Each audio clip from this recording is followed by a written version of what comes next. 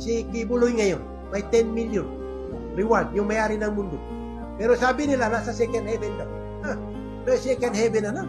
Yung sa Eden na heaven. Subhanallah. Wanted siya ngayon, yung may-ari. Imagine. Yes. Tapos sinasabi na ngayon, nagdadawa siya sa Islam. Kung makita natin ang dawaan niya, mag-Muslim yan, maniwala ka. Kaya alam na niya. Subhanallah. Tapos, ito sa atin naman, dumadami ang Diyos Kuday, Ustaz.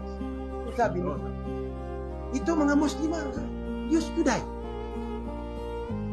Na itong dahilan din. Subhanallah. Mabuti nakita ko kay Choy, walang bayot na nag-arrange.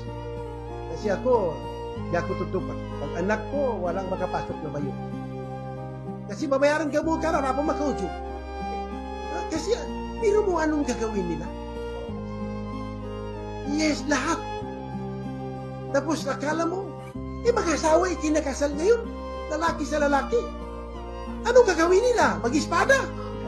Wala po tayo labi. Common sense. Kaya gusto ko sila makasama sa tour namin. Yung pinuntahan namin yung stad. Doon sa Sodomenco, doon sa may doon sa Dead Sea. Para makita nila kung paano sila papatayin uli. Pag halimbawa, binaliktad.